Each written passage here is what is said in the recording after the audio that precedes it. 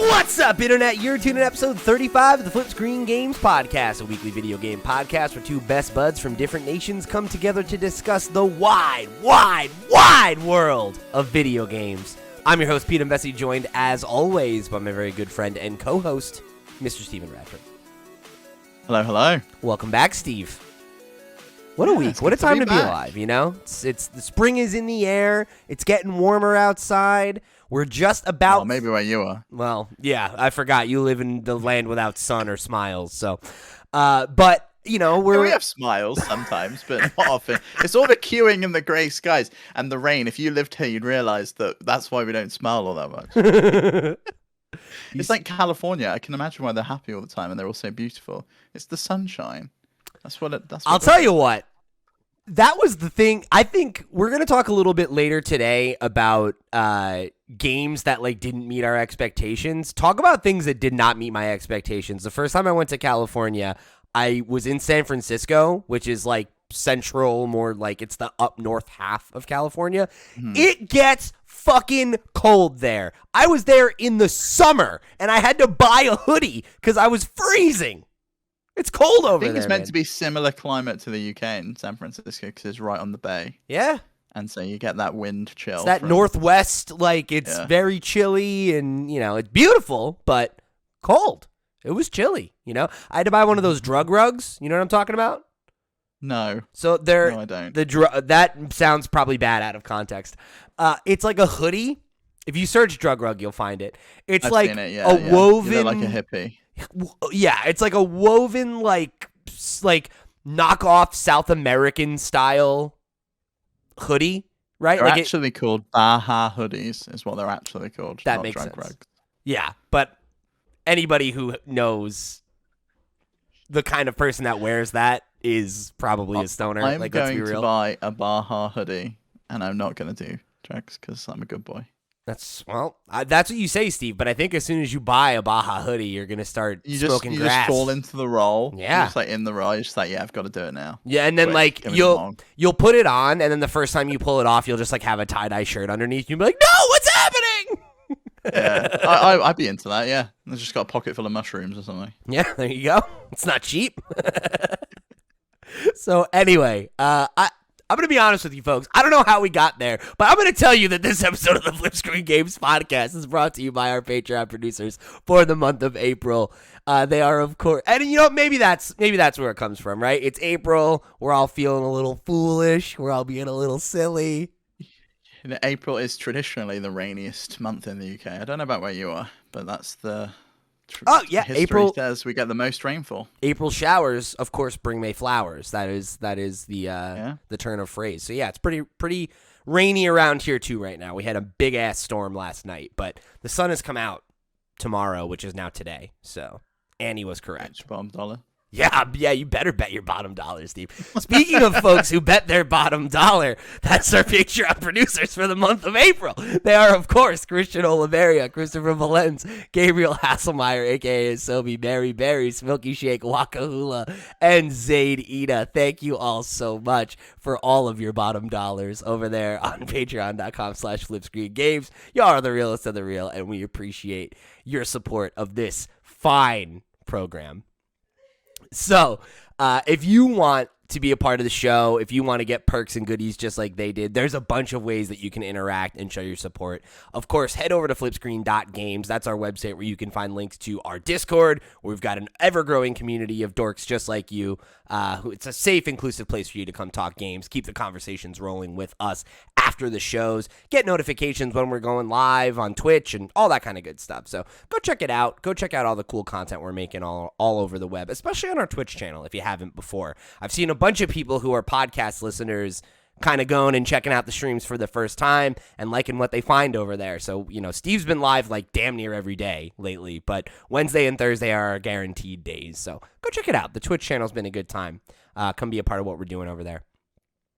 And then, of course, if you do back us over on Patreon, you'll get access to our Patreon exclusive podcast, One More Thing, where you can hear about my band's last trip to the recording studio. Got a bunch of albums in the work right now. Really fun. And I learned all the lingo You between did? mixes and masters. I know everything now. Steve's So if you want to an know about expert music now. production, yeah, I'm an expert. I'm Yeah. going to be producing Pete's next album, so be on the lookout for that. So go check that out. And then I'm seeing this here on this episode. We talked about it. There's a follow-up. Steve, you got your Steam Deck email? Did this happen? I did, yeah. I bought it last night, yeah. Oh my God! Wow. Okay. Breaking news, everybody. We got a Steam Deck on the way here to FlipScreen Games. Exciting. I was shocked because I know they said that we're going to ramp up the Q2 emails.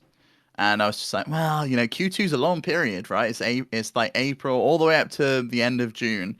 And the second batch of emails went out on Thursday last week. I got it. Got my Steam Deck, ordered it straight away. I was like, yes, they give you 3 days in order to buy it, and then that's it. 3 days to mull it over and be like, do I? Yeah. Yeah. I needed like 3 minutes. I was like, yes, done. And it tells you when you ordered it. I ordered mine 13 minutes after pre-orders opened. So if you ordered yours a little bit around that area, like 15 minutes, 20 minutes, you're probably going to have an email next week or this week. Yeah. Yeah. So be on the lookout for it. So couple follow-up questions there then.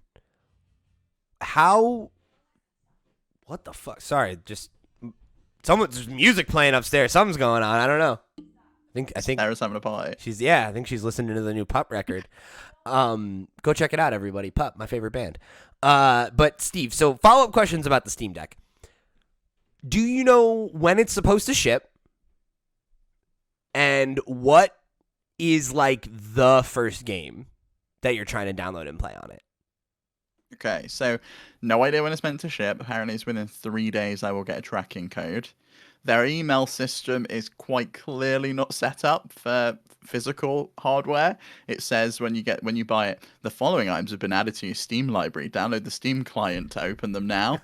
It's just like, I'm not going to be opening my Steam Deck. and then someone on Twitter was like, I think you just bought the digital one. You've been swindled. So you got the digital only. Got the digital only one. The first game I want to play, I'm really unsure. I have no idea. I kind of want to play Elden Ring again. Like I want to start again. You didn't even finish it. Just preposterous. Not yet, but I'm on the like final track now. Finished the capital.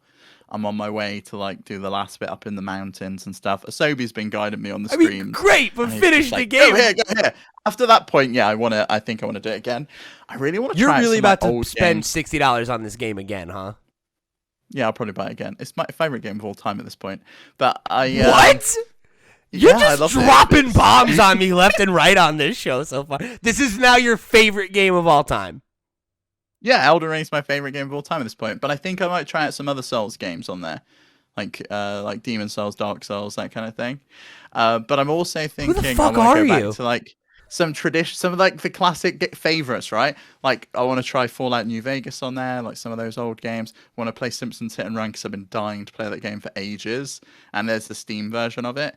And there's this thing called Emu Deck now. If you go to emudeck.com, it will add all of the emulators and all of the games. Each individual game gets its own poster, its own stuff, and it will bring them in. So you can like just click on them from the Steam library and it'll open up the emulator. It's all pre-configured. What? So you can just be like, oh, I want to play Wind Waker HD on like the Wii U emulator, and it's like in the Steam interface. So if you check out emudeck.com, it configures it all for you. It automatically finds all the artwork.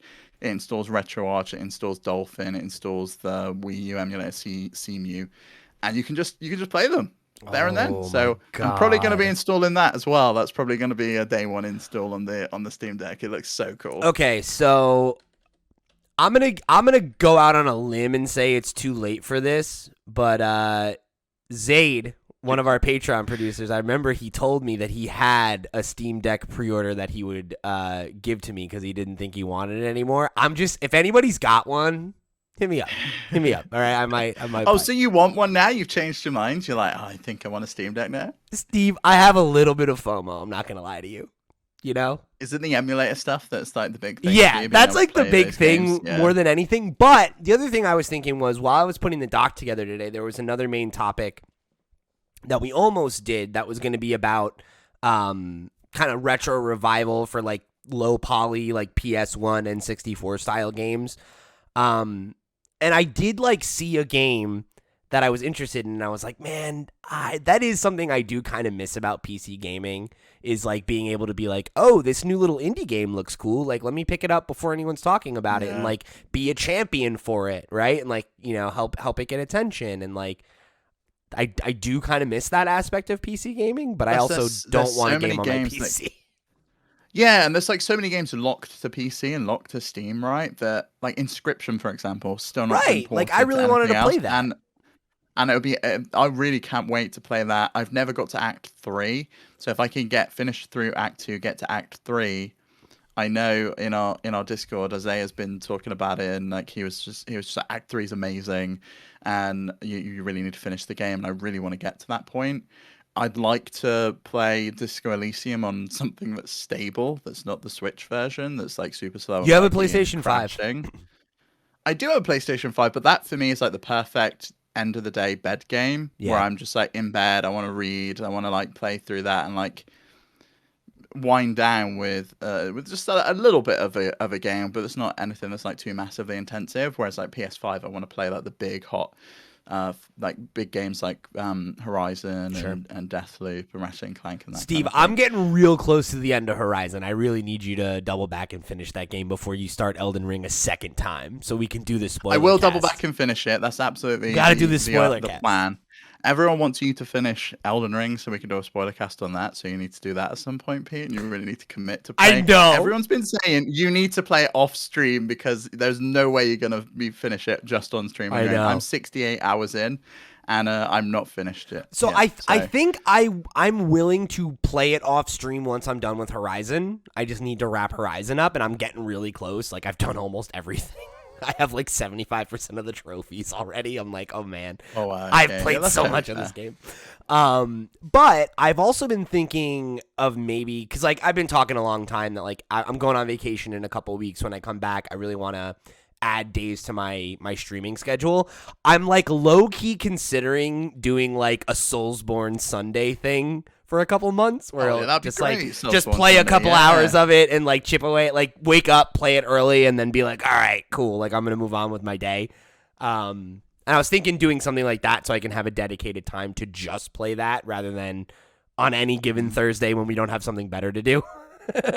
Yeah, I had like the best stream this week with Elden Ring. I meant to stream for like about hour and a half, 2 hours. Ended up going for like three and change, and it was because I was just doing so well. I defeated 2 legendary bosses. I finished the Rani quest line, and I got the like legendary sword that I was going for. I went and I completed the capital.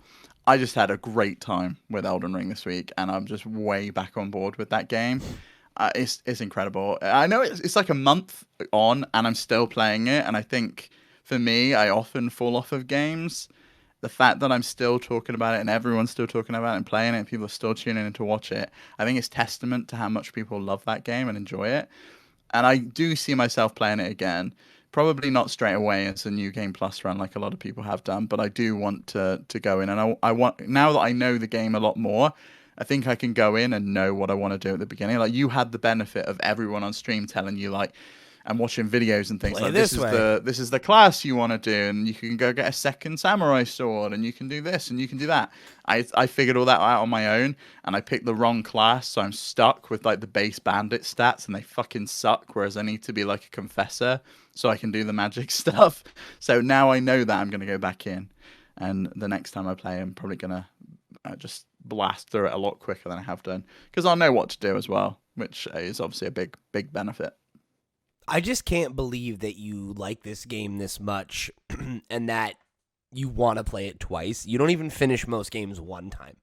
And you're like, yeah, no, I'm already playing in a second so run much again. I haven't so seen. Weird. There's just so much I haven't seen in the game, and I know there's That's tons. true of like, every game you play, though. Like, there's so much of every game you don't see because you never finish them.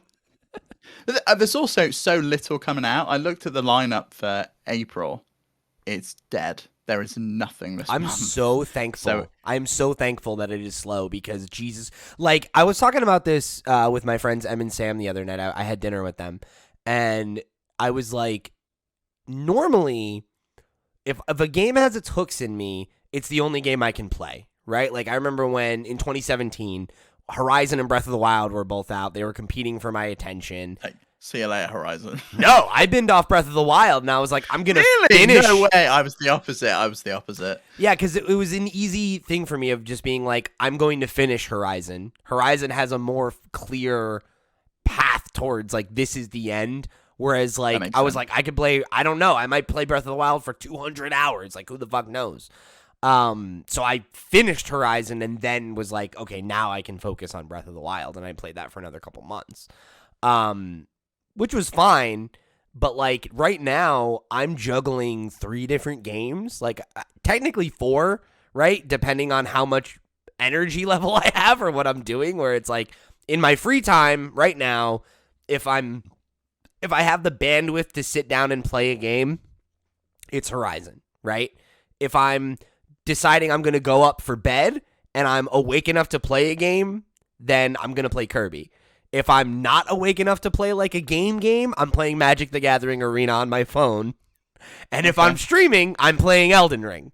So like, I'm just like, I feel like I'm just like spinning plates, and I'm like, I need some time to focus. Yeah, you gotta focus on something. Yeah, I'm looking forward to it. This weekend I've not got too much on, so I'm looking forward to playing some more Elden Ring off stream, because I'm doing like little bitty bits at the moment, like some of the off-track stuff, and then the next boss I get to, then I'll jump on stream and I'll make sure I do that on stream, because those are the things people really love tuning in to watch, is me either getting really salty and annoyed with it, or actually finishing it, and that sense of euphoria that you get when you actually finish a boss. There's just nothing like it in any other game I've experienced, where it's just like, fuck yeah, I beat you after like 10 to 12 attempts or whatever.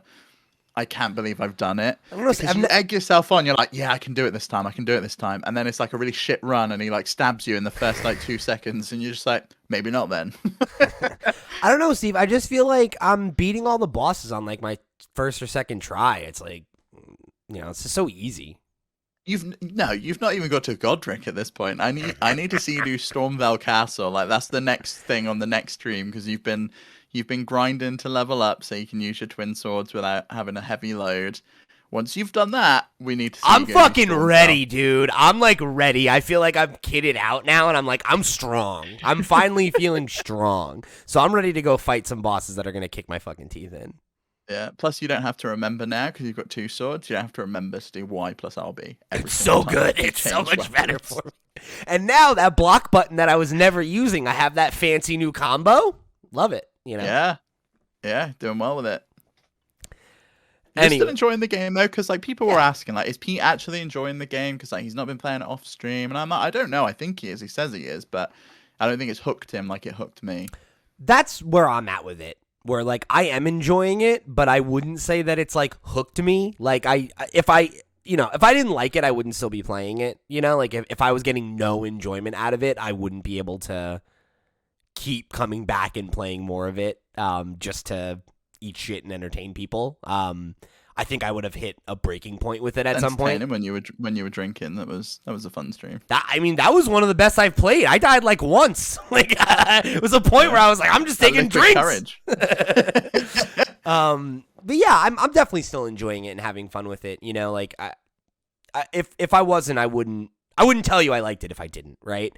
That doesn't mean that I'm as into it as everybody else. I don't think it has its hooks in me right now. Like if you asked me what of the 2 games that I've played, which one do I think is better? It's like I like Horizon better, and like I know that's a hot take for a lot of people, but for others it's not. I don't understand why, because they're very different games, right? And some people are going to enjoy that blockbuster style, very much story focused video game, open world, traditional, what I would consider traditional Western style open world, versus Elden Ring, where it's like lore based, and you've really got to struggle to understand what the fuck the story's on about. And I, at this point, still have no clue why fingers are telling me to do certain things, and like there's people speaking in old English. It drives me crazy. For me, that stuff is really just it's if I'm straight up and down honest with you, listeners, I find that stuff to be a huge turnoff.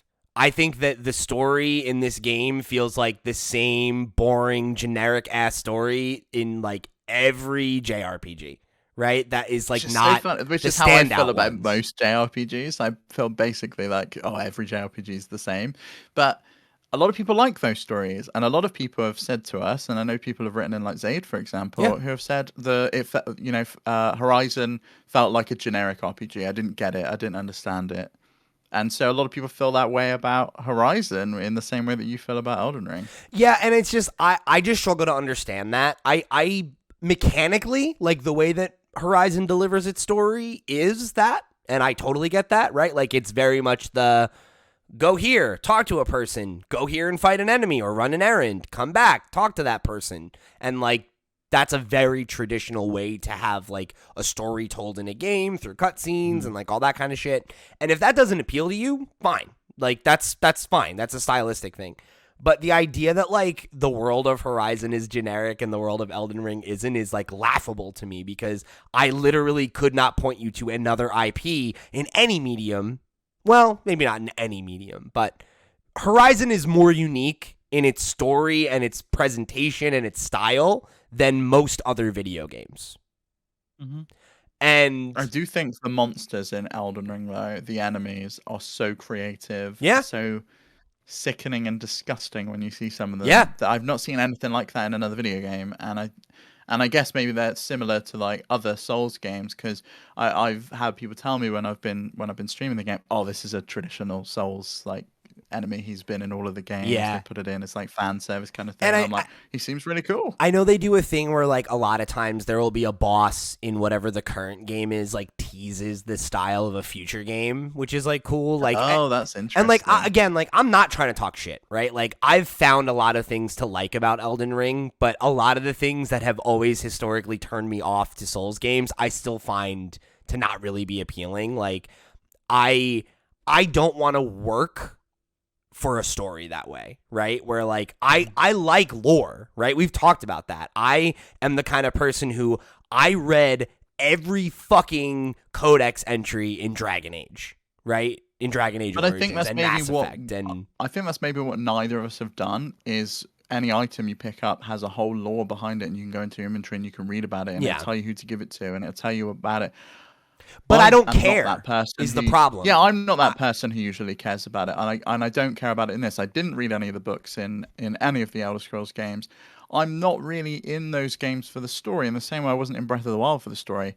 The story was generic. It's go save Zelda and take down Ganon, right? It's the same as it is in every game, really. And I don't really care about it. I'll do it, not really paying attention. I hated the voice acting in that game as well. In the same way I hate the voice in Breath of the Wild, in the same way that I hate the voice acting in Elden Ring. And that's fine. I don't have to enjoy those things to still enjoy the game. Yeah, and that's the thing is like I think that's fine, but like for me that does hamper my I think ability to like get into it, quote unquote, because like I'm really enjoying the gameplay element and like the challenge and being like, oh, like I'm weak and now I feel strong, and that accomplishment, like that loop is satisfying. But the thing that gets me to care about the lore of a world is having characters that I like and or like, you know, things that I'm interested in, like the world of like Fallout, for example, right, is really interesting. And I'm interested in the timeline and like, oh, like what did happen in the old world and like who shot the bomb off and why did that happen? And then like, you know, oh, like Fallout 4 is this many years, like what's happened between this and this, and like and I'm not even like a huge Fallout guy. I've never really gotten into a Fallout game, but I think the world is interesting, and it's a world that I want to know more about, and I want to seek out answers to the questions that I have. Whereas in Elden Ring, and part of it might be because I've been playing it on stream and I'm only like half paying attention to certain things. That is a big factor of it, I think. And also, I don't think you're far enough in, right? You haven't even hit the first main boss, really, the first one that is considered like a demigod. Yeah. You haven't got to that. So and that's the thing is, I might be early enough where like that moment happens for me where it does click and it does get its hooks in me and I'm obsessed with it. But I don't know, right? And part of it might be the fact that I'm experiencing it on stream. Part of it might just be my personal taste and that there are friction points between what I want from the game and what it's giving me. Like, I don't love the way that the character controls. I feel like I'm steering a fucking boat. There are things like that that turn me off, you know, or like but like in spite of those things, I do still enjoy it, and I am having fun, and I want to keep playing. So, like, obviously something's working for me, right? So I'm wondering if, like, 4 hours from now, do I have that moment where I'm like, okay, you know? Because, like, that happened with me with, like, Persona, right? Where, like, I was digging it, but it wasn't until, like, the end of the first palace where I was like, okay, I'm in it now. I'm with you. I'm on this fucking. I don't have one foot in and one foot out. I'm like, I'm here for this. Oh, I think this. in Persona 5, I was there from the beginning because I loved Persona 4 Golden so much that I was just like, it's another Persona I can dig into. It was great. Well, it was my first one. Yeah, and that's fair. Maybe that's a game I play on Steam Deck as well. Is try the PS3 emulator and give Persona 5 a go and actually finish it on a handheld device. Right? Royal. Royal's not on PS3, so you can't play it. So they haven't ported it to. You gotta not do that. You gotta play Royal. Royal is definitive. Like, it's so much better that, like, I don't think anyone should play Persona 5. Yeah, and plus there's that they've like made the scene less problematic. So yeah, with the gay characters. So the gay panic stuff. Yeah. Thanks, Japan. I do want to play. I do want to play it. Although Persona 5's theme song is significantly better than Persona 5 Royal's theme song. There's just nothing in it for me. Persona 5's theme song is just it's up there. Sure. I mean, that song's still in Persona 5 Royal though. That's good. I plan to play it at some point. It's a time commitment, and I know. I guess maybe I need to commit to it and just do it. And I think that's why I want it on a handheld. So I can just chip away at it at all times, in bed, on the sofa when Macaulay's watching TV, when I've got like a 15 minutes, 20 minutes, and I want it so I can suspend it. Like, that was the problem. And I know this is fixed in Royal. The save points in Persona 5 were bad. A nightmare. It was like, if you don't get to this specific point, you've got to redo that last 2 hours. And it's just like, great. Okay. Yeah, I couldn't vibe with that. That'd be a good one. You should check it out. But all right, before we get into our talking point for this week, I have a little game that I want to play with you, Steve. So on gamesindustry.biz this week, they published an article that it's called "Here are the biggest video game franchises in UK history," and this is by Christopher Dring. And this is about the top 30 boxed games in the last. Oh, boxed. Okay. And it's on data since 1995. So it's the most popular boxed games in the UK from 1995 to today. And this comes from GFK. This is where the data comes from. Is there some weird ones on there? Is there some really weird, obscure stuff on there? I can't give you hints, Steve, because the game that we're going to play is so. And just to point out, these games have accumulated nearly £13 billion pounds in revenue. So high sellers. Yeah. I want you to guess the top 5. That's what I think we're going to shoot for. Okay. GTA. Real quick. Are you guessing them in order? Because I want, like, are you just going to guess the top 5? Or, because I want. What do you want me to do? I want you to guess what the numbers are. Like, what is number 1? What's number 2? Number one, I think, is GTA. Okay. Number 2, I think, is. Does it include microtransaction sales? Does it say, or this is just based on box sales alone. So whether or not those. Duty. Okay, so far you're saying number 1 is GTA, number 2 is Call of Duty. Number 2, Call of Duty. 3, FIFA. Okay. It's 95. Since 1995. I think Tomb Raider is going to be on there. Okay. That was so popular back in the day. But then maybe something. But think like it's from then till now. So, like, was it popular then? And is it based on like number of copies sold or revenue? It says it's based in revenue. Okay, that's what I figured, which is why I went with GTA 5. Well, GTA, because GTA 5 sold like a bazillion copies. Yeah, it looks like it's. I don't actually know. It's not saying, because it says here revealed the 30 highest earning game franchises in UK history by box sales. Based on data from 95, the firm says that these 30 games generated... No, so I think it's based on box sales, not on revenue generated. Oh, okay. Because then GTA might not be it, because I can imagine they sold a shitload of digital copies. Right. Yeah, so it's just box sales. So if you want to adjust your rankings, you can. I'm thinking like up to the 360 era at this point then, because really that's when like box sales trickled off a little bit. Even into last gen, they were pretty ubiquitous until near the end.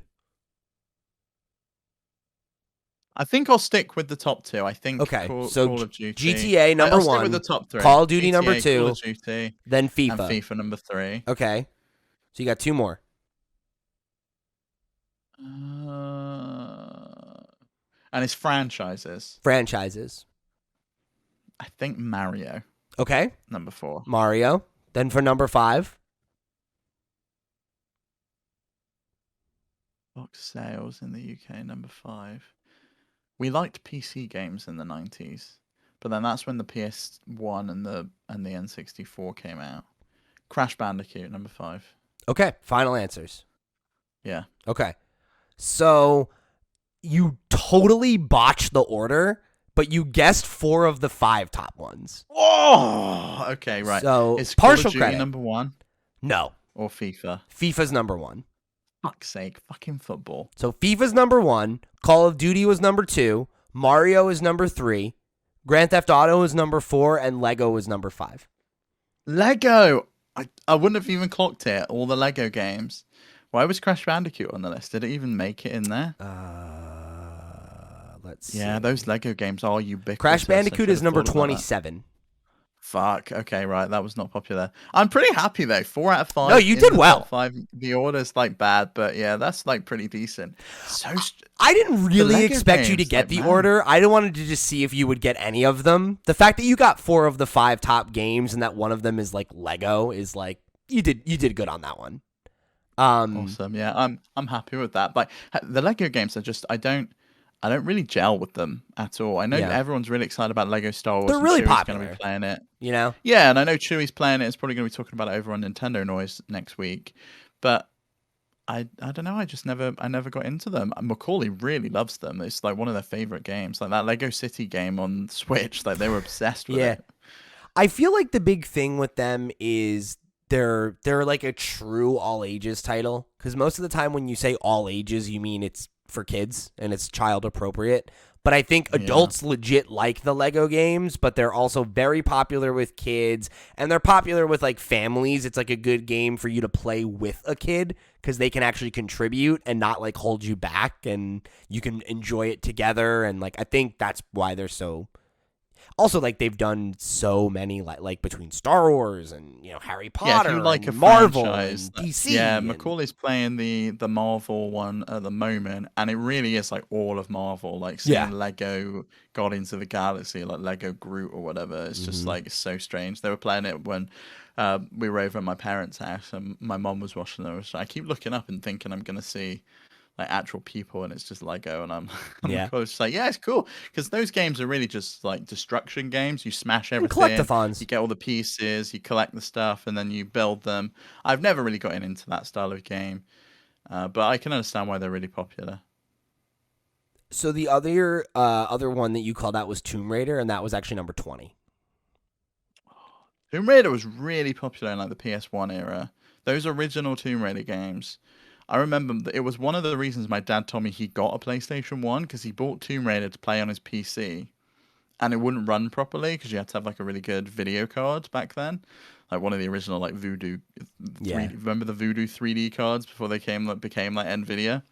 And it wouldn't run properly, so he got a PS1 and it was just like, yeah, now I can play Tomb Raider. Tomb Raider 2 was such an amazing game. I loved that game. One thing I thought was pretty surprising. I played the start of that game like a million times. Sorry, I didn't mean to cut you off. One of the things I thought was surprising was Zelda 29. Just barely. I don't think Nintendo was ever as ubiquitous or as popular here as it was elsewhere. No, definitely not. In the 90s. The PS5 was the dominant console in the UK for at least that generation. You guys got it really late, the N64. Yeah, I think it came out after, or it must have come out like it was a couple of years after. I think it came out like 3 years later, or something like that. Let me check real quick. So, because I know we got PS1 was 95, 96. Yeah, you guys got it in 97, which is you got it March 97, which is a solid year and change after it came to it came out in June regions. 23rd, 96 in Japan. We got it in September of 96. The PlayStation had already been on the market for 2 years by the time it came out. Yes, right? But by that point, we've all got PlayStations. So, like, why would we want an N64? Like, we can play these games already out. Yep. You know, we've been playing Crash Bandicoot for like 2 years. Spyro's coming out. Like, why do we care about Mario? Right. And we never really got into Mario on the NES or the SNES because our history was with like PCs and like those little PCs like Spectrums and Amigas and Commodores and things like that. That's what we played on. We played games like we're going to talk about Monkey Island. We played things like that on those kind of machines rather than actual consoles. It wasn't really until the PS1 era that consoles really took off in the UK. So there you go. Good work, Steve. Fascinating. I'm impressed. You did good. Yeah, it was an interesting little list. I thought it would be a fun little thing to do. So let's jump into our talking point for the week. This one comes from a question from the question block.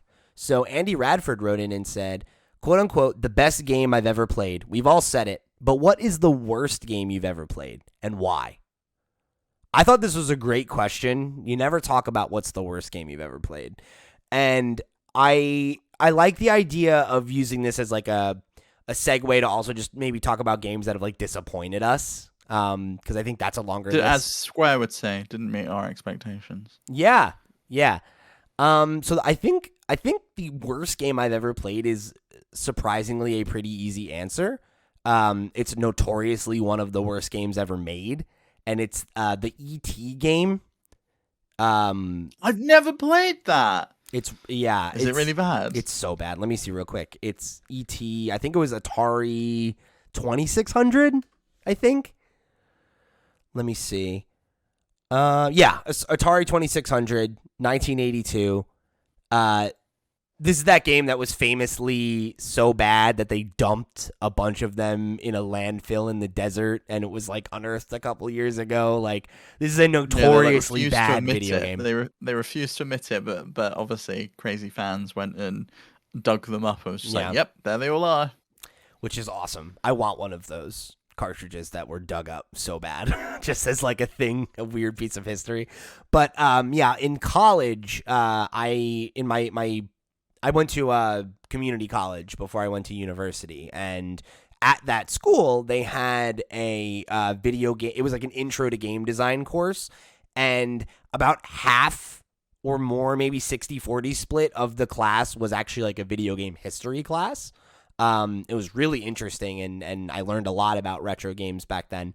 And the teacher was this awesome woman. She's been a gamer since like the oldest of the OG.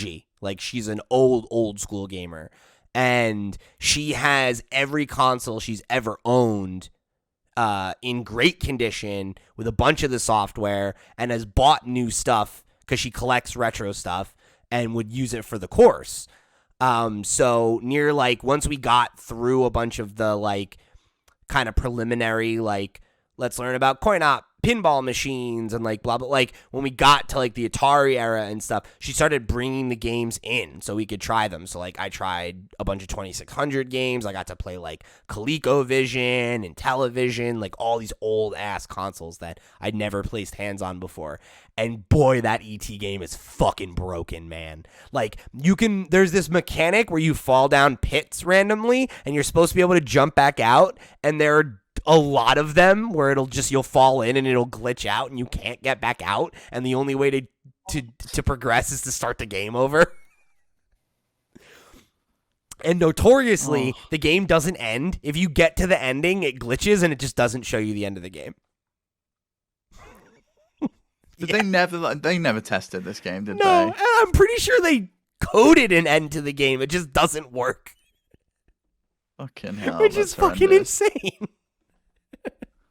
So yeah, that's probably the worst game I've ever played, just in terms of it's just not a functional piece of software. It's not fun to play. It looks like shit. It sounds like shit. It's terrible. It's a terrible video game.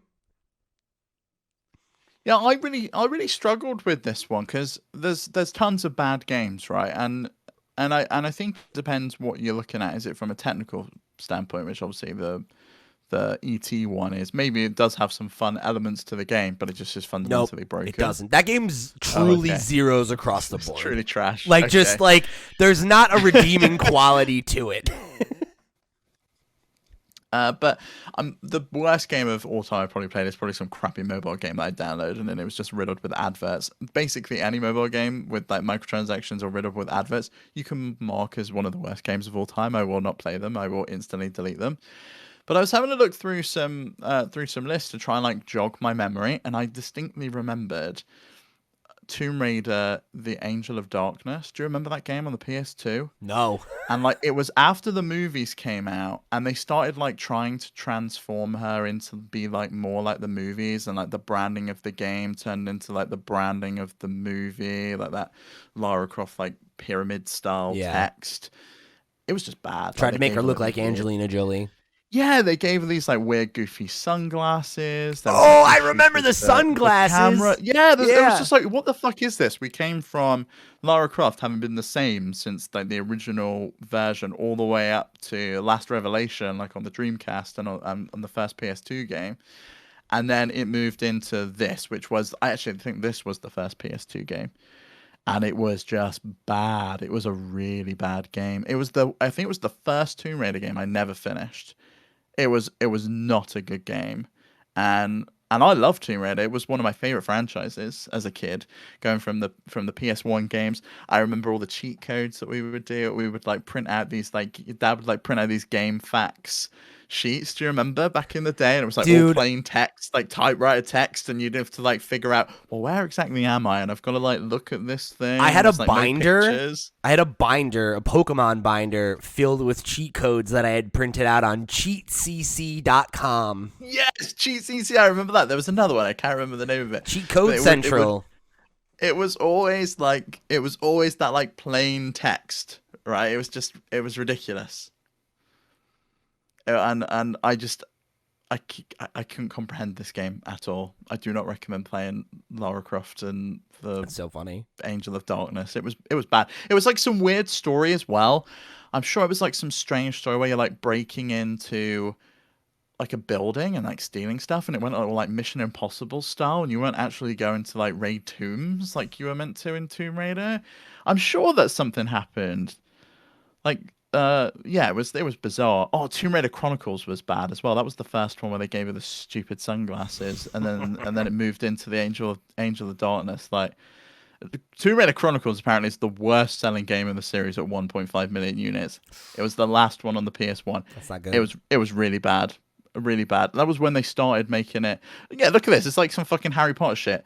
The story follows Lara's quest through the catacombs in Rome in search of the Philosopher's Stone. It's like, what the fuck? It just did not work. It did not work with the story of the game. And I remember she like broke into this like building at the end, and like you have like sneaking through like vents and stuff, and it was like Mission Impossible style. I was just like, this isn't Tomb Raider. This is like a different game. If you put a different character in, maybe this would be cool, but this is not what people signed up for when they went for Tomb Raider. Yeah, I hear you there. I think in terms of the games that like disappointed me, the one that comes to mind for me is I think less the game's problem and more a me issue at the time, but I think we're both a little to blame. It's Kingdom Hearts 3. So Kingdom Hearts, okay. Kingdom Hearts 2, two of my like historically favorite games, right? As a kid, especially, I loved Kingdom Hearts, really fell in love with it, really like struck a chord with me emotionally for whatever reason.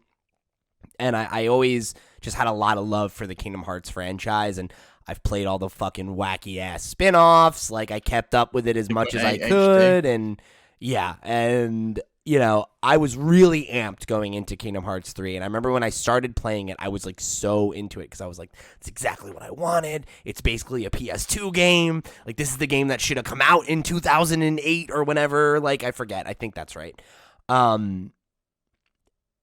And Then you realize it's a PS2 game, and that's not what you want, because video games have moved on and progressed, and they should have progressed the yeah, game. and there are things about the fight system that I didn't like. Like, they added a lot of gimmicks that like broke up combat too much, and again, like, it wasn't bad. It wasn't that I was like, I don't like this, but I remember I stopped playing it for like a week or two because of something else. Maybe another game came out, maybe I was away or whatever.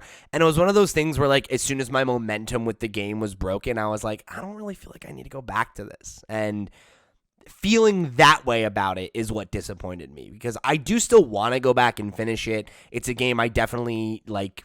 I've thought about going and replaying the whole trilogy and maybe streaming it, and like, I don't know, like, I have had all these thoughts about. I know I want to get back to it. I know it's a game I want to go finish someday, but the fact that I had waited all that time for it, and then I was kind of like,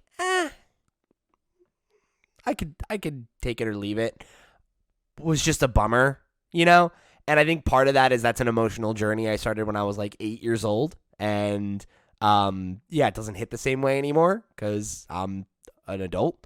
But I don't know, that one was tough.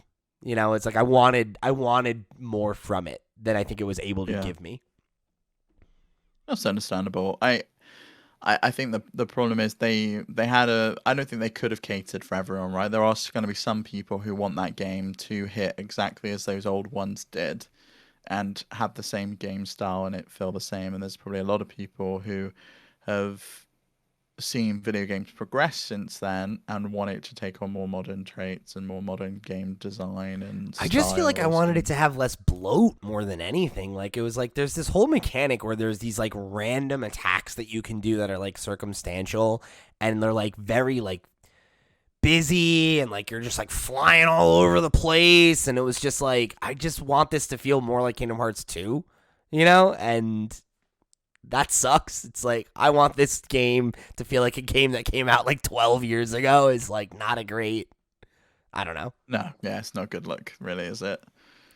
Yeah. So while we're on the subject of old franchises coming back, there was some news this week, right, that 2 long dormant franchises are coming back in some pretty exciting ways.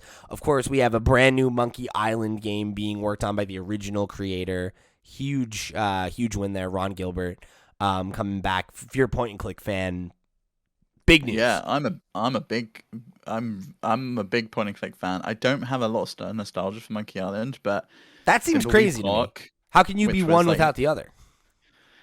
I don't know. It's like I was too old, right, when that game came out. Sure. I wasn't like old enough to be playing games like that. I've played it since, but I think other games improved upon it, like the Broken Sword franchise, for example. I think took what Monkey Island did. I never really liked those verb style games, but Thimbleby Park, fuck me, that was like a masterpiece. I absolutely loved it. And if he can do the same thing that he did with Thimbleby Park with a Monkey Island sequel, it's going to be phenomenal. And I really look forward to seeing what happens with that one. I'm definitely going to be keeping an eye on it. Yeah, I'm down to give it a shot. I have only dabbled with the original Monkey Island for like a Let's Play series that never saw the light of day. So like, I've seen some of it, but I never really was a Monkey Island guy. All of my point and click adventure like roots come from the Humongous Entertainment games that I played when I was a kid. Oh yeah, like Putt you need Putt. to watch. You need to watch. I did. I watched it after you sent Yeah. it to me. Yeah, I watched all the Putt Putt ones. Yeah, they're so good. I don't know. Some of the design in those games, I know it famously has dead ends to the point where you can't finish the game if you get into those like dead Yeah. ends. That's bad game design, and it won't stand in 2022. So I hope that stuff like that just dies a death. But I loved the fact that they like put in hint systems and things like that. In Thimbleby Park, it was all like a phone system, and if you backed them on Kickstarter at a certain level, you get to record the hint. So if you call them up, you could hear yourself in the That's game, cool. which was really, really cool. And then the other one is Max Payne making a comeback. You ever play those games? No, this was like one where I had a friend that was like a big Max Payne fan, so like I think it was Max Payne 2 or 3, whatever the Yeah, I think it was 2. It was a game that like I remember watching my friend play a lot, kind of thing, you know. Um, I remember Dad renting this from Blockbuster one weekend, and we just couldn't get okay. on with the controls. It was Oh, so because it's like so strange the way he moved. It was like you'd like lock on and you'd be like moving sideways and like forwards and like strafing and stuff, and we just couldn't get into it. And I think it was when we recently had played Shenmue, and Shenmue for the time I think controls so well compared to if you compare it to like modern games, it really feels like it stands up. And I don't think Max Payne quite did. But I'm interested to giving giving these remasters a go. Remedy just seems to be putting out so much stuff lately. Like we've had the Alan Wake remaster, we've got another Control game on the way, we've got these 2 Max Payne games now coming out for they're working on Alan Rockstar. Wake 2. Yeah, there's another Alan Wake. It's just like, how are they putting out this much stuff? It's Well, crazy to me. if you recall, in 2021, I think. Yeah, okay, I found it. Yeah. Tencent acquired a 3.8 minority stake in the company. That A they big influx of cash. Yeah, and they also made a publishing deal with Epic for Alan Wake 2 and the Alan Wake remaster. So like they probably have a lot of money coming in right now. You know, Oh yeah. where they just like have cuz like they have funding from Rockstar for the Max Payne remakes as well. Oh, there's this. Yeah, they're making a co-op multiplayer game for Tencent, codename Vanguard, and they're also making a multiplayer game in the Control universe, which codename Condor. So they've got a lot. They've got a lot coming on, and I know they just did that Crossfire X game for Xbox. Right. And then I haven't really seen many people play that though. Like it kind of came out and then fizzled. yeah, it seems like it kind of came and went. Which, you know, is not great, but I mean, one not so hot game among a bunch of others. Oh like, yeah, it's absolutely. it's not Like so bad. Control was phenomenal. And then I know there was another thing too. Oh, right, they opened a new studio. Or they're opening a new Oh, well, studio. that would make sense then. Yeah, that would make sense. Yeah, They've yeah, probably yeah. got two It says here. studios working. They announced plans to open a new studio in Sweden in the first half of 2022, based on their experience working on the COVID-19 during the COVID-19 pandemic. They found the need for a hybrid model for their Sweden-based staff. So they have a studio that's going to be built for hybrid development there as well, which is, you know, they must just have a lot more resources than they've had the last couple of years. Yeah, that's really cool. Which is great. Yeah, I mean, with successful games and investment, and I know they went public with an IPO, so they've probably had a big influx of cash, which is nice to see. Oh yeah, I'm looking forward to. It looks to like they've seeing. hired a ton of people in the last year or two with all that new money. They're up to 290 plus employees as of 2021. It's also nice to see Rockstar learning and going back to the original developers of Max Payne to remaster the game rather than subbing it out to someone Or else. doing which it they obviously themselves like did. they did with Max Payne 3, which... Well, with Max Payne 3, but they also did that with the GTA collection, right? They went to Grove Street Games, which I know is one of their own studios, but they were not good ports. Yeah. Yeah. I definitely trust Remedy to get it right. Yeah, absolutely. So, obviously, great news for fans of both of those franchises, as well as, you know, Ron Gilbert and the folks at Remedy, respectively. But, you know, obviously both of us not being big Monkey Island or Max Payne fans, you can't help but have that moment of like, well, what about the franchises I want to see come back, right? So, figured, you know, we'll close out the show here today and talk a little bit about what are the game franchises that we would and would not like to see resurrected, which I think is also a very fun question. What franchises have go away heat for you at this point? Yeah. I have a couple that like I can rattle off right away because we've talked about this a lot. I've been pretty blessed in general. Like a lot of the franchises that I really love have had resurrections and have come back in some shape or form. Shout out to like the Tony Hawk collection, that kind of stuff.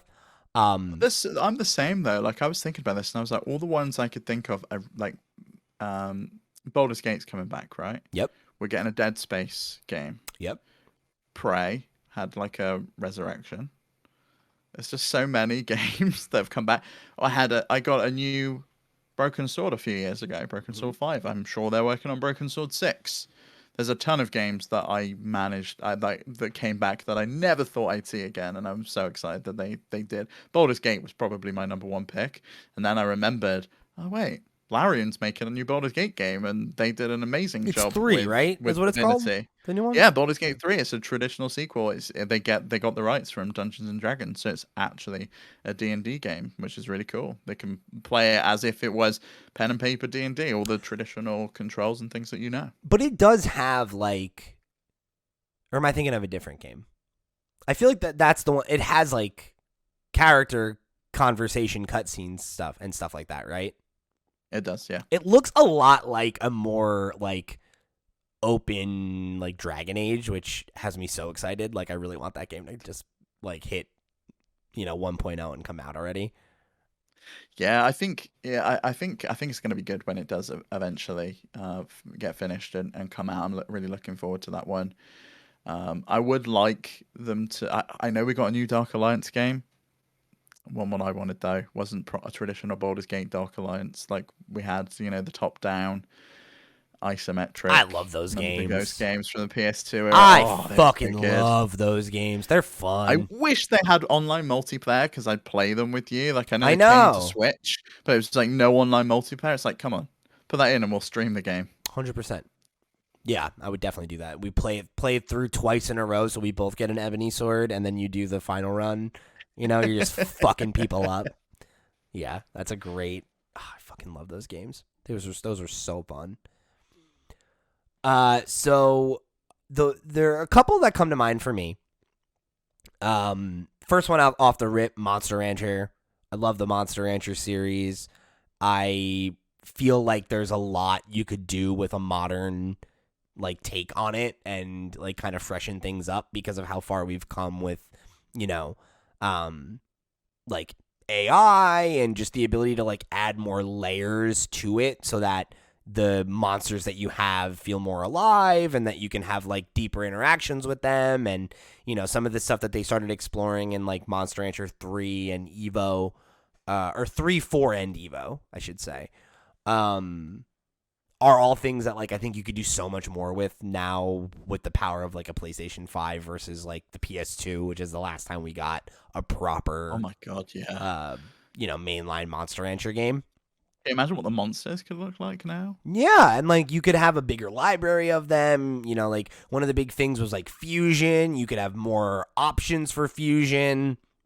I think like there was like the adventure system where like I could really easily see them adapting that and having like a Memento style like dungeon crawling thing. Like I think there's so much you could do with that series to breathe new life into it and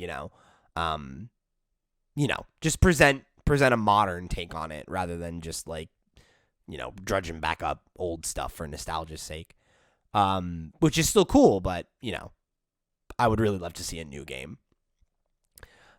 We've talked about this a lot, but like Donkey Kong Country, the fact that we have Or a proper DK. Like we had a Donkey Kong Country, but like a proper Donkey Kong, like Donkey Kong 64 style, right? Well, yeah, that's I guess more what I mean. Yeah, is like the fact that we've never had an attempt at another 3D open world, Donkey Kong game just really seems kind of insane.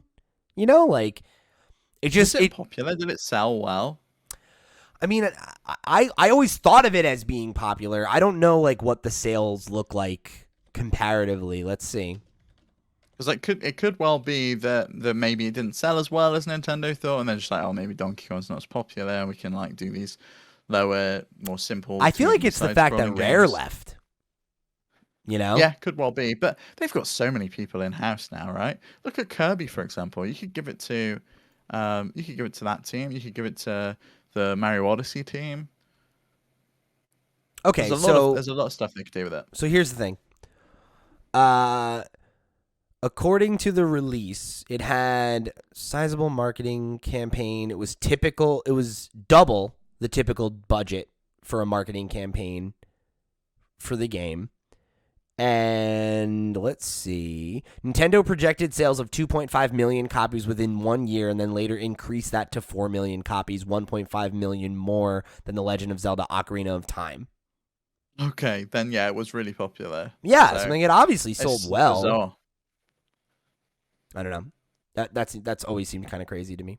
Maybe they've tried over the years and they've just never seen the light of day because the games didn't. Oh, and there's that rumor work that the or EAD something. team that like they built a new team just to work on Donkey Kong stuff, and that like that could be something that's on the horizon. So I hope so. That'd be cool. Yeah, it would be nice. And then I was gonna say one I thought of, and it was following on that, like, was it the PlayStation event the other week, and they announced Exo Primal, and I was like, are we ever gonna get a Dino Crisis at this point? A story-driven, like Resident Evil style, Yeah. goofy ass dinosaur game?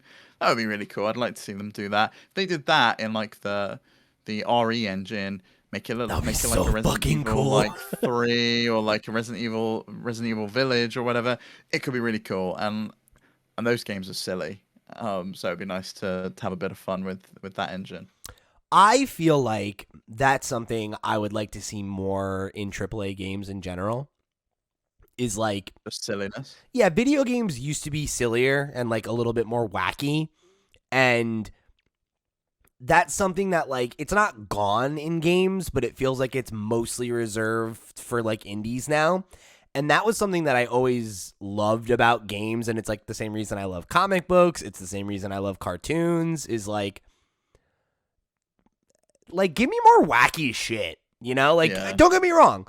I love The Last of Us, and I love the more serious and grounded and emotional and, you know, like those kinds of But games. sometimes you want a bit of fun, and I like that about. Sometimes I want to just some shoot of the fucking games. dinosaurs, you know? Yeah, and some of the games I love doing that in, and you can be serious and do it like proper simulation style. But Hitman, there's something about like grabbing a fish and like throwing it at someone's face, and that knocks them out, and then you like become like a fucking clown or something, and you're going around like killing people with a banana. Like that game is not afraid to be silly, and yet it can be super serious. But the fact that like Agent 47 has these stupid one-liners, and he's well in on the joke that this is just a stupid fun game, I love that about it. Yeah, I agree.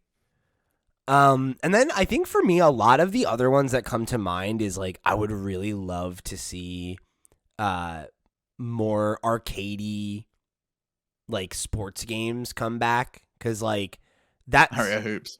That's what you want. that is what I want. Mario Hoops. I really want Mario Hoops, but like it's like Tony Hawk, right? I think was a real progenitor of that genre. Like sports games had already existed and stuff, and like, you know, they were mostly arcadey. That was like the standard. But then you got like that era of like NBA Street and NFL Street and FIFA Street, and like those games were fucking wacky and weird and fun and cool. And like you had like the what was it? NFL Blitz and like I think MLB Blitz, or maybe it was another one, but like there would just be these weird ass games, or it was like, oh yeah, like it's like a football game, but like you can punch people in the face, or like, oh, like, you know, yeah, it's like it's a basketball game. That's just reminded me of Road Rash. I need a new Road Rash. Like being able to just do this stupid like street racing motorcycle. Like that's games, and, that's a punching genre people of off the fucking game bikes. that just doesn't exist anymore, right? Like you Yeah. had that, you had like Burnout and like, you know, like Even all like these like Need for Speed, Hot Pursuit. That was always a good one as well. Like where the cops are just like chasing you down the like racetrack as you're Yeah. like trying to dodge all of these other cars and like weave in and out and like and beat them. They were so good. Like I would kill for a game that would let me play like a low stakes like 3 or 4 button version of basketball, you know? Like Yeah. it kills me It's that like, so it's like I'm running, I click A to pass it, I run, Yeah. and I click like, So, like, Y to throw it to the basket. when Chewy came to visit, right? We went to Barcade, which is it's like a, what's the word I'm looking for? It's a franchise, right? Like they have there's a Barcade in like a bunch of different cities across America. And they had NBA Jam, which is like the perfect arcadey basketball game. And it's like you pick your team, you have 2 players at a time, there's a pass button, there's a shoot button. You know, if you let go of the button at the top of your jump arc, you shoot better. Like, it's very simple, right? It's very easy to understand and just pick up and play and have fun. And, like, that's what I think those kinds of games should... Wrestling games are like this, too, right? Where, like, that's what wrestling games should be like, in my opinion. Not... I don't want to have to, like, get into the, like... the WWE games. I want to pick up some chairs and throw them in people's faces. I swear we spoke about this around. on One More Thing this week. Yeah, just fuck around. It's fun, you know? Like, We did, I remember, because we were speaking about Logan Paul. So, yeah, if you want to hear about wrestling games, go listen to One More Thing this week. and like, I think those games were great, and, like... And I mean, across the... Because it's like Avalanche 1080, like... Snow. You oh know, my god, like, the SSX games! SSX. They were so good. You know, Snowboard Kids, like...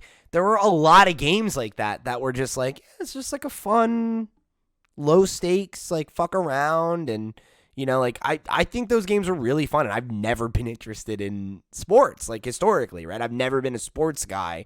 And I liked those games. They were fun to play regardless because they were just fun games and they were simple, you know, and like it was a fun thing to play. If you wanted to get into it deep, you know, like with like the WWE games, they would have like the seasons and you could go for the belts and you could, you know, like all that stuff. But like, it was a very easy game to just be like, oh, like, hello friend, like you're over. Like, why don't we play SmackDown versus Raw and just plug it in and just fuck around, you know? And like, I don't know. I feel like those kinds of games were so cool and you just don't see them much anymore. And like, there are some like, you have like, what is it, Fire Pro Wrestling, which is like an indie title that really harkens back to that classic era. So like, there are some indie examples of some of these kinds of games, but like, there isn't a good basketball one. I've looked, you know, and like, it sucks. Like, I want that so bad, and it's just not an option anymore.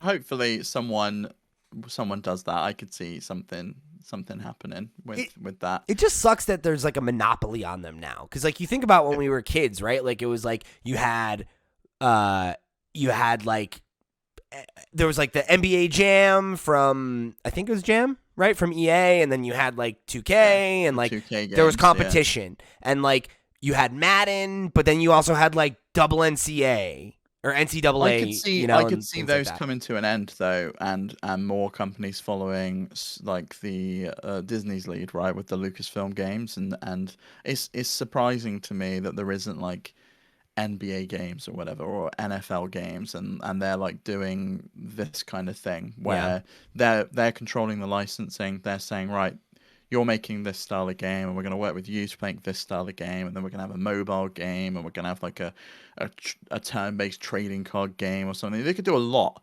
with the franchise that they've got, and the licensing of the people is really what people are there for, right? The logos of the teams and the names and the likenesses of the people. Yeah, I just want like a cute, cartoony game where I can play as the Philadelphia 76ers and win Joel Embiid a ring that he deserves. That's what I want. With Mario's face. Just don't want to. Yo, Mario can be in yeah. So, Steve, I'm going to point this out real quick. It's something that Sarah's been giving me shit for. I've started like adopting random ways that you pronounce things. Like I've been saying Mario now. Like I'm like from Mario. It's not Mario. It's Mario, and I'm saying Mario like I'm from like Brooklyn. Just wait until you start saying orange instead of orange. Because I was talking about this on stream, how Americans say orange. Orange. How'd you say orange, Pete? Orange. Color orange. Orange. Orange. Orange. Orange. Whereas we say orange. I don't hear any difference between those. Orange. Orange. All right, okay. Orange. A lot of Americans I've heard say orange. It's like one word, right? I don't think anyone says they that. Do. I've they never do. There's a heard whole bit in The Office about it where Michael Scott's like, "Aren't you glad you didn't say that?" Because it's coloured in orange. Whereas the British say like orange. And anyway, tomatoes was another one. I said Rotten Tomatoes last week, and it's tomatoes. Like Timberwolf lost it. Anyway, we'll leave it there for today. If you want to write in and let us know what is the worst game that you've ever played, the game you were most disappointed by, the franchise you want to return, or the franchise you don't want to return, Make sure I don't actually have one for franchise I don't want to. For me, it's one where I think the story is done. I don't want The Last of Us to come back. I'm happy with how that finished, and I don't want another one to tarnish what was a nice story compacted. Like I still think The Last of Us 2 went on too long, and it could have ended prior to that last little bit. I would be happy if that never came back. I can't think of a franchise that I feel that way about, though. I mean, I generally would agree with you. Like, I don't need or want a Last of Us 3, but I also don't feel like we needed a 2, and that justified its own existence. So, like, if they come back 5 years from now and they're like, we got it, we have a 3, I'd be like, okay, all right. Like, if that's what you want to do, I believe in that enough, but I don't feel like I need that. Yeah, aside from that, I don't know. You know, I also don't need another Fallout game in America. There's a whole other fucking world out there, and I want to see. Nah, we're the center of the Fallout world, Steve. Without the, this is where I God see pays what attention. Fallout in the UK's like, or Fallout Australia, or Fallout in China. I would really like to see one that's set in China, considering that's like allegedly where it started, right? That's it's that America and China both dropped bombs on each other, and that's what ended the world. So it's like, okay, well, that would be interesting, right? What happened on that side? And like, what's their perception of events and things like that? That would be cool. Yeah. I think other than that, whatever, right? Like, I'm down for anything to come back if it's got a good enough reason to come back. Mm-hmm. If you're bringing it back just for the sake of bringing it back, then don't do that at all. Duke Nukem Forever. We didn't need Duke Nukem Forever. We could have just let that die. Yeah, it's like the what do they call it? The Space Jam 2. I forget what it was called. But if it's like a Space Jam 2 revival where we're just doing this to do it and check a box, then like no thanks. But like if you're gonna come back and you've really got something to say, then like whatever, more power to you. All right, so like I said, if you want to write in about any of those things or whatever, right? If you want to write in with your own question to inspire a main topic, just like Andy did this week, remember you can write into the question block at questions@flipscreen.games. You can hit us up on our Discord. You can hit us up on social media. Wherever you come and engage, we're glad to have you. We're glad to have you be a part of what we're doing here at FlipScreen Games. So come join the community. Come be a part of the Discord. If you are a longtime listener and you've never joined the Discord, you've never come to a Twitch stream, you've never written into the show, my challenge to you this week is do one of those things. Come be a part of what we're doing. Long-time listener, first-time commenter. Long-time, first-time. Everybody says that's like, well, that's a story for a one more thing. So anyway. Yeah. That's the name of our new podcast. There you Long time, first time. All right, everybody. Well, thank you for joining us here again for the FlipScreen Games podcast. I've been Pete. He's been Steve. We'll see you next week.